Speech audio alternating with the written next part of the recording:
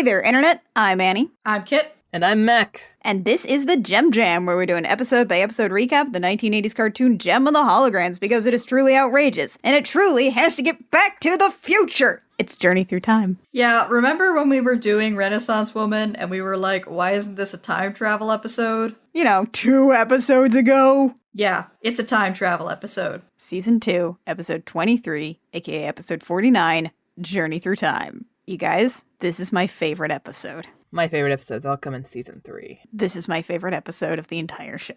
I love it so much. I can see why. This is my favorite non-Riot episode. It's so good. Eric Early wrote this episode, a man named Eric Early. This is the only writing credit he has for Gem. He is a post-production supervisor for most of the show. He also did a bunch of post-production supervision for G.I. Joe, Transformers and Humanoids, and My Little Pony. This is a man who knows Gem. This is a guy who has done post-production on Gem for a very long time. He's seen enough of it. He knows how it works. So he came in, cracked his knuckles, and he wrote the most Gem episode of Gem to ever Gem. One and done. He's like James K. Polk. He only needed one. Are you guys ready? I'm ready. Are you guys ready for this? I'm ready. I'm braced. All right. So let's just start off the best episode at Misfits Music, Where Hold Everything, Lindsay's show is on. And Eric's watching it while wearing sunglasses and looking super grumpy pants, while Lindsay talks about how the World History Concert's coming up next week and Jim's headlighting. All roads lead to glam rock. And of course, the phone rings, and of course it's Pizzazz. Of course it's Pizzazz. Who would you expect it to be? Did you just see Lindsay's show?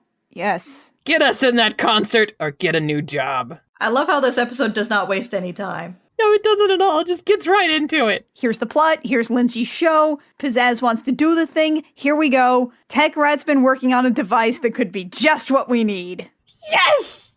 Yes, it's a time machine. Meanwhile, over at the Holograms recording room in Starlight Mansion, they're practicing a number, and we just, again, there's just no preamble. We dive right into the first musical number. Rock and roll forever, rock and roll forever. Again, I actually like this one. Yeah, rock and roll's forever. We originally heard this in Old Meets New, where this was introduced as a cover of a 1950s song, right? Funny story, they spent that entire episode with a guy who wrote the song. He says they did it all wrong, and here they are, doing it exactly the same way. The worst part of this music video by far is the cultural costumes. Oh yeah, it gave me it's a small world feeling. I forgot what it was like to watch a music video that had a nice high budget and on-model characters. Everybody's the right skin tone. So, let's run down the list here. Gem is America. Kimber is Britain, but she's dressed in a Scottish outfit. Shayna is Jamaica. Rhea's Mexico. And then we get to Aja. Aja's Chinese. Aja is a Chinese woman. So, according to the flag behind her, she's Japan. Oh, God. And she's wearing... It's like one of those drawings by someone who's never actually looked at a kimono, but they've seen one out of the corner of their eye. It's got, like, the bell sleeves instead of, like, the long straight ones, and there's folds on the wrong side, and then there's just the rest of it, and it's like, Toei, are you seeing this? Is this your idea, Toei? Anyway, they fly flags around the planet and into the cosmos. And then the song ends, and then Gem shouts cut. Like, you don't need to shout cut at the end of the song. She's like, something's wrong. This song sucks. We're honoring all of history's greatest musicians. Including that weird discordant ancient Babylonian stuff? We need some Gregorian chanting. Where's the Gregorian chanting? Where's the Gregorian chanting at? Two Van throat singing. We need more of it. Look, it's a glorious 3-hour finale called A Salute to All Nations, but mostly America. And Gem says maybe Synergy can give us some ideas for how to pay respect to every music style and development that's ever happened in the history of the world in one song. And then that scene just kind of ends? It just kind of ends and we snap to the Misfits and Eric in Tech Rat's garage, I guess? No, they've pulled up in a semi-truck outside the manor. Excellent. At some point, because we come back to this shot a lot, I just start calling it the Truck Rat. So Tech Rat has this weird computer and a whole bunch of techno stuff just set up in the back of this truck. And Eric and the Misfits are hanging around, and Pizzazz is mad about having to work with Tech Rat. This is a time machine, Eric says. I'm going to use it to send Jim and the holograms back in time. Why not just kill them? Like, at that point. If you're getting rid of them permanently like that, why not just hire somebody to kill them? That's right. Suck it, Moffat, and your obsession with the Weeping Angels. Gem and the Holograms did it first. You just send someone back in time to die.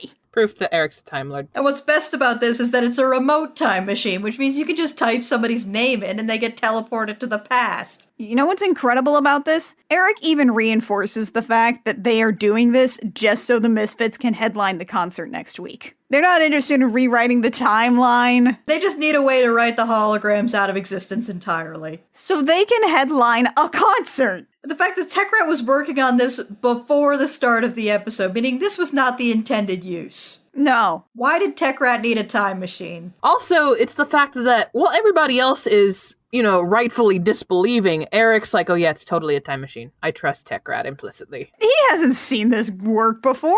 I trust TechRat here. Trust him. 1000%. I love this episode. Why is TechRat using this time machine to send some glam rockers back in time? He could sell this and live like a god. He could send himself back in time and be a god. Also, we only find out once TechRat has typed in Gem and the Hologram 1781 and hit enter that this time machine follows the law of conservation of mass, but only a little bit because 5 glam rockers plus a supercomputer translates to 1 lady. Let's keep a running tally of this. 5 glam rockers, advanced supercomputer AI, 1 18th century noblewoman who asks for Wolfie and then promptly faints. And then we also go to Jim standing in front of Synergy along with all the holograms, and suddenly Synergy goes, "What's happening, Jim?" And everybody else goes, "I feel weird." And then they just teleport out. And then we snap back to Eric and TechRat says, "You might say they're a history, Eric."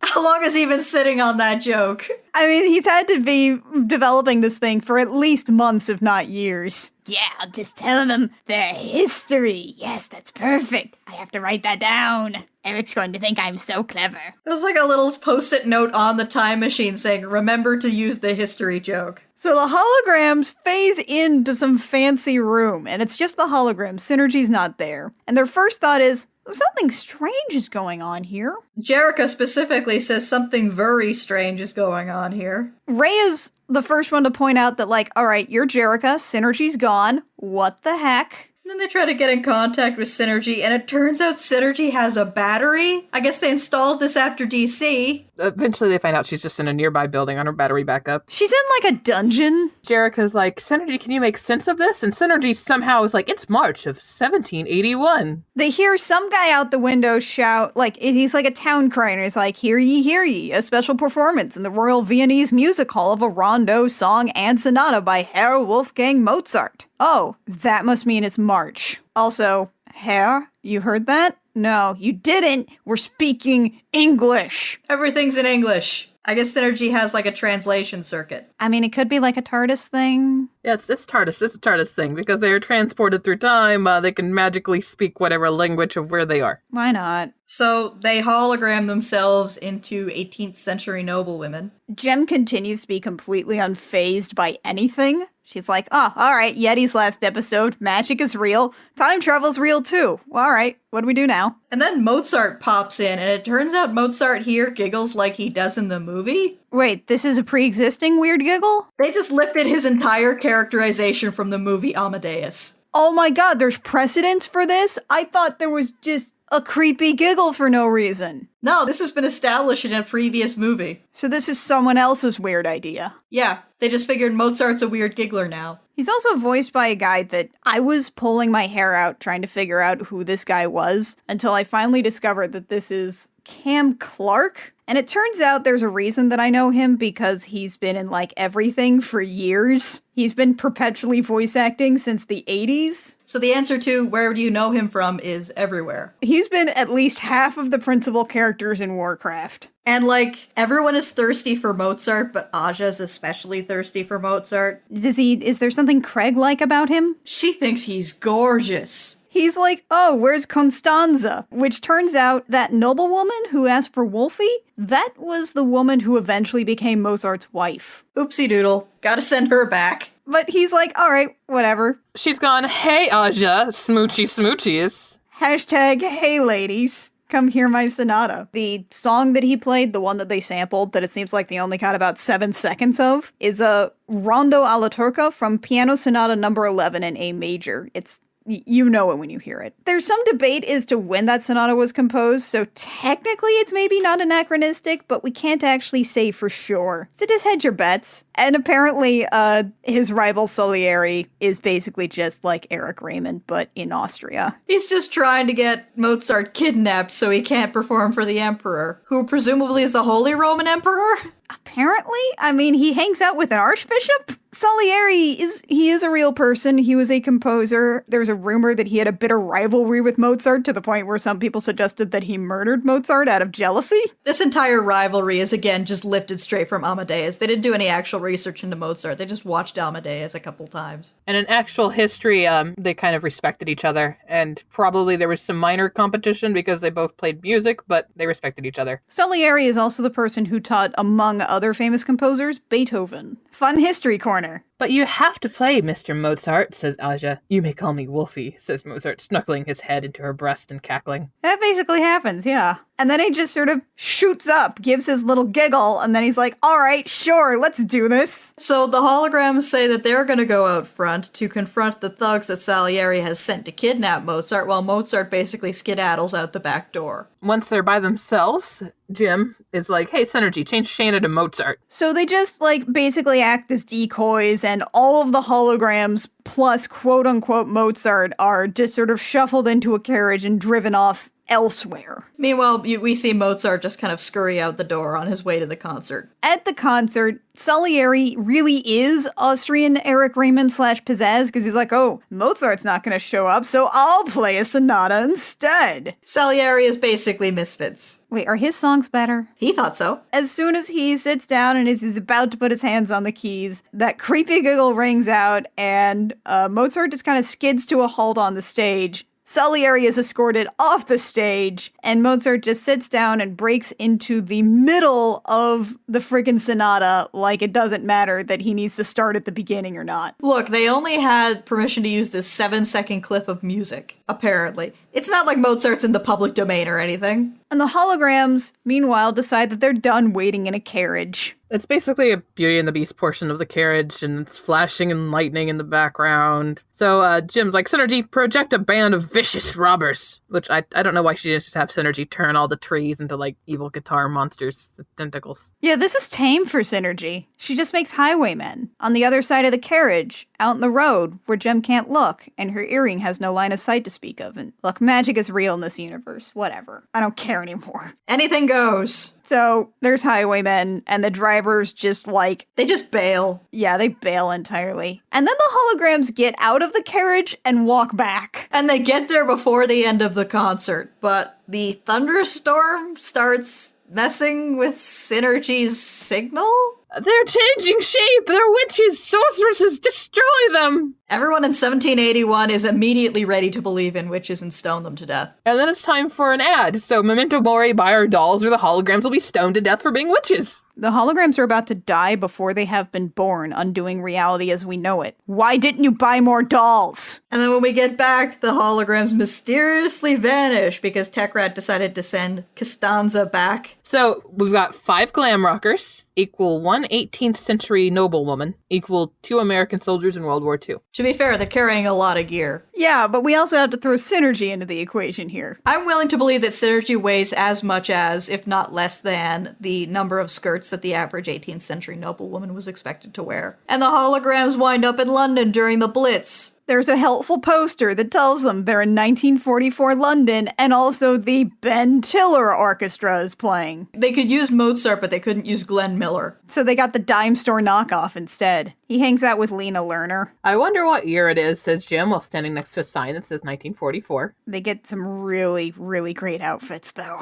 Really cute 40s outfits with, the red lipstick and everything. Oh my god. Kimber's in particular is really cute. So they come across 2 GIs. Carrying instrument cases. And they're like, we're part of the horn section of the Ben Tiller. Come with us, ladies. Are you fans? Why don't you come watch our rehearsal? Not, what are you civilians doing out here in the middle of London while there's an active bombing in daylight? Hashtag, hey ladies. They're like, hi, we're a female band. And they're like, a black sheriff? Ben's gotta see this. I can't tell with that line read if they're like, lady band or, wow, a lady band. It's either aggressive or benevolent sexism, and either way, I don't care for it. So the holograms get to meet not Glenn Miller, and Kimber decides to show them what they got by pianoing with the band, only there's no piano in the song that they play together. I actually like this moment because instead of Jem being like, I am the manager and the performer, I am the alpha and the omega, you only talk to me. Kimber's like, look, Mr. Tiller, give me a half hour of your time, I'll show you what we can do. Because,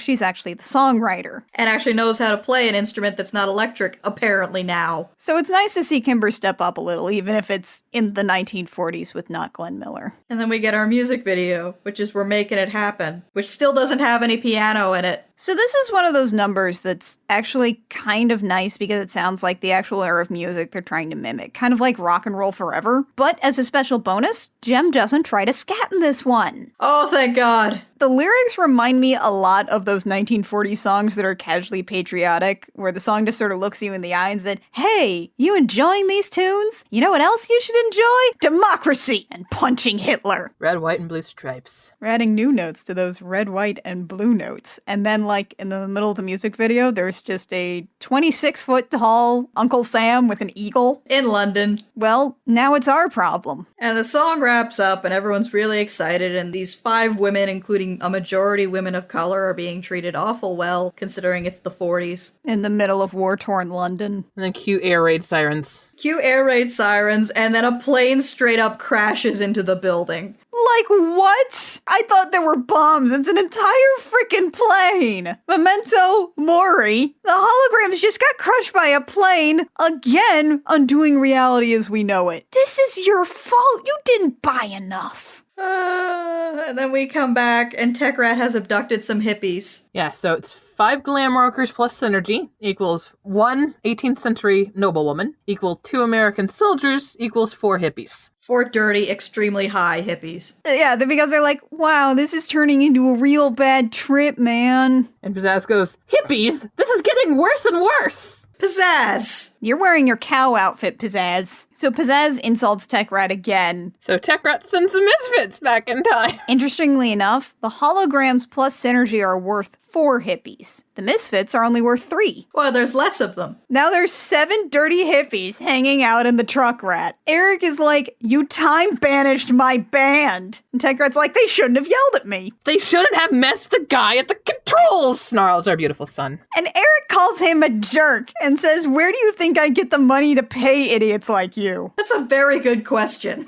Tech Rat's not a weirdo. He's a genius. Anyway, they're all transported to Woodstock, and all the holograms immediately run into Jimi Hendrix. I mean, legally distinct Jimi Hendrix, aka Johnny Beldrix. Oh my god. I just wrote that down in my notes in all caps. Woodstock, Johnny Beldrix. 1969. I love that Johnny Beldrix literally trips over the holograms, and I love that the first thing someone says is Reyes shouts, look out for the bombs. He must have immediately assumed they took the brown acid. Because he immediately launches into exposition like, this is 1969. My manager wants me to go on stage with some unhip chicks called the Misfits. And it's either I do that or I'm out of Woodstock. And Synergy's battery is running out. She's on some kind of truck. She doesn't know where she is or where she's going, and her battery's low. Oh, by the way, this truck that she's in the back of? Okay, look. We all know that Optimus Prime doesn't actually look at all like a semi-truck. We know this. Optimus Prime doesn't look like a truck. Synergy is in the back of Optimus Prime, who's got a pallet swap. He woke up early. It's not the 80s yet, so he got a part-time job. So we slip over to sleazy past music executive. Who is basically 60s Eric Raymond. Basically, we're running into a lot of variants of Eric Raymond. We're running into all of his ancestors here. No, wait a minute. Eric Raymond's a Time Lord, right? Oh my god, he is a Time Lord! These are his previous regenerations. Exactly. He was Salieri this whole time. Oh my god, Eric! That's why he's so confused when he runs into other Eric Raymond later. Spoilers. It all makes sense. So, this guy has quote-unquote signed the Misfits to play Woodstock, and they're into it, except for Stormer, who wants to go back to the future. And Pizzazz is actually not worried at all, because she says, look, we're Eric's meal ticket. He knows that. We know that. He's financially invested in getting us home. Then the holograms come in. And they all start arguing with each other, but Jim walks away for a moment to enact her major plan. Because she asks Pizzazz, aren't you forgetting someone? And then she walks away, and she makes a hologram of Eric Raymond in black and white striped bell bottoms and a flowery colored t-shirt and tiny little sunglasses, and it's incredible. Yeah, he's wearing a purple flowered Nehru jacket, and he's got like frickin' $sign bling. Oh, he looks so incredible. This is the best character design in this show. Hologram Eric comes out and he's like, hey, you're signed to me. You can't play for someone else. And Eric's previous regeneration is very confused. And furious. And he kicks the Misfits out of Woodstock because if there's one thing that is a universal constant, it's contract disputes. Beldrix is going back up on stage alone, I guess. And he's like, I'll always remember what you did for me. Even though I don't know what you did. Thanks. Also, here's hoping Beldrix went the way of Hendrix, or that's a time paradox. He could conceivably be still alive in the 80s. Time is a flat circle, kid. I'm not totally sure, but is that actually Jimi Hendrix's recording of Star Spangled Banner that he played at Woodstock? Surely it's meant to be similar. If they could only get 7 seconds of a public domain classical music piece, then they probably couldn't get that. Anyway, throughout this entire segment, Beldrix's manager has been talking about a secret light show box that's guaranteed to make the concert for him. It turns out the secret light show box is Synergy? Suspended from a single rope. I don't know how the timeline's supposed to work on this. Was Synergy sent back slightly further than the holograms? Pizzazz gives one of her patented Pizzazz pushes, which sends people flying backwards. And she starts pulling levers, so everything just goes wrong. And so right before Synergy crashes to the ground somehow, the holograms and Synergy all phase out. And everybody's back home. Tekrat says that he had to make everybody go back to where they were supposed to be, so this whole thing was pointless. The holograms, they all quietly agree to never mention this to anyone. Because they're not sure it really happened. And then the Misfits back Eric up against a wall because they're furious about hologram Eric. Because he messed up their performing at Woodstock, and Eric, of course, has no idea what they're talking about. Pizzazz nabs the computer, types in a few things, and sends Eric back in time as he screams for mercy. And a dinosaur comes back. And like for a second, I thought that they were writing Eric out of the show and this would be his ultimate fate. He died in the era of the dinosaurs. And then he was replaced with a baby dinosaur wearing a suit? Basically, yeah. I mean, he can't do any worse of a job. The baby dinosaur also completely wrecks the system in time for Eric to get warped back after being chased by apparently the mama dinosaur in, well, look, hey kids, remember how we perpetually in the past don't know what dinosaurs look like? Well, this cartoon super didn't know what dinosaurs look like. It's a mess. It's a mess. It almost eats Eric. It's a whatever-saurus. Yeah. And then he's warped back at the last moment, trading places with the baby dinosaur, which is how much Eric Raymond is worth, and he just sort of rocks himself and cries. Let's not dwell on that for too long. It's time for the History of Music concert. It's a glorious 90-second finale called A Salute to All Musics, but mostly the Eurocentric ones. We're here to honor the great musicians of the past, like Mozart, Ben Tiller, and Johnny Beldrix. I'm pretty sure that's all of them. All of it culminated in glam rock. You're welcome, America! And then we get our music video, which is Rockin' Down Through Time. And the weird thing about this one is that Glenn Miller gets mentioned by name, Jimi Hendrix doesn't, and John Lennon gets mentioned by name instead. Also, Gershwin? Gershwin's in here for some reason. And like several different classical composers? Kimber got to use the harpsichord setting on her keyboard. That's all she's here for. And there was like a bit where she like winks at illusory Mozart. And there's like some steel drums in there? I swear I heard steel drums. I don't know what's going on with this. We also do get like a brief shot of Flapper Kimber, which is A+. I get the feeling there was an entire 20s section that was cut from this episode. That would make sense, right? Especially if you're going to be talking about like jazz. And that song is the end of the episode. We successfully did it. We paid tribute to every single style of music that has ever happened in the entire world. No Two Van Throat singing, which I was annoyed about. That stuff's the bomb. There could have been like 60% more Liar. And that's it. That's our episode. That's my favorite episode. This episode is so many expletive words that we don't say on the podcast. It's wonderful and terrible. It's got Tekrat, it's got Eric, it's got ridiculous things in it, it's got dumb songs. It doesn't make any sense, and I love it. It's spec-frickin-tacular.